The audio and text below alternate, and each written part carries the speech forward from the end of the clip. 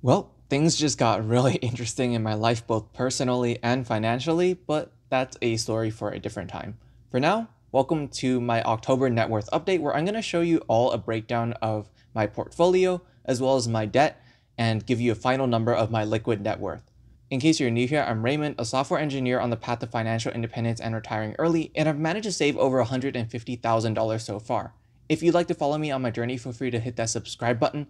It really helps out the channel, so thank you so much in advance.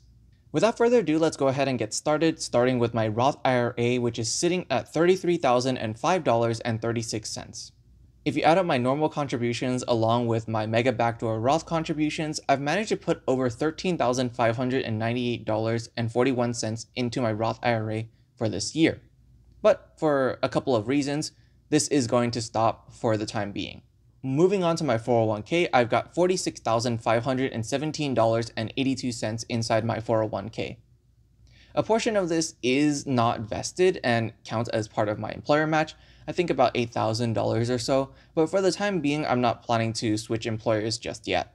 One of the big changes to my 401k is that recently, about 2 weeks ago or so, I found out that we got the ability to do automatic in-plan conversions from after-tax to Roth contributions. So doing that mega backdoor Roth sort of process without having to call up Fidelity every 2 weeks and going through that whole song and dance. Enabling this though does mean that I am actually doing that automatic conversion, but that Roth money is staying inside of my 401k, so I won't be able to just see my Roth IRA grow in the same way that I've seen it grow over the past couple of months. It does kind of suck to do this, and also the fact that my 401k, unlike my Roth IRA, is balanced differently in terms of allocation, but it is still nice to just not have to worry about the taxable gains as much when doing that conversion since it happens automatically overnight. Moving on to my core account, which is my combination checking, savings, and brokerage account, I've got $79,725.22 inside of this account, a portion of which, about $13,000 to $15,000 or so, is in cash for my emergency savings as well as my other savings goals. The last account is my health savings account, which is sitting at $8,001.92. Adding it all up, that means my asset total comes out to $167,250.32, at least for the liquid part of my net worth. Unfortunately, I also have my fair share of debts, so let's go over that. Starting off with my student loans, I fortunately don't have a whole lot, but unfortunately I still do have some. So $3,397.46 is my total as of the beginning of October, with a portion of that being accumulated interest. My student loans are sitting at 2.5% though, so I'm not too worried about paying this off anytime soon early.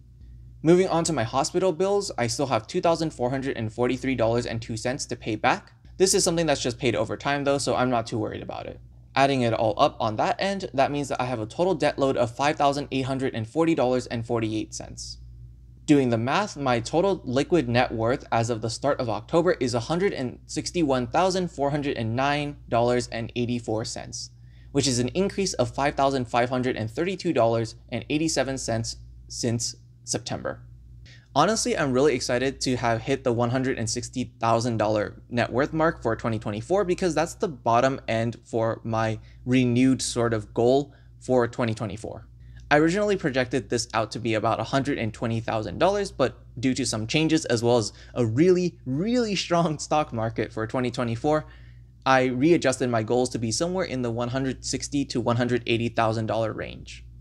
If the stock market continues to do what it has been doing fairly recently, at least up to this point, I might be able to actually even hit $200,000 in net worth before I hit the age of 23, which would be really exciting, as well as giving me a really big push towards my goal of financial independence and retiring early.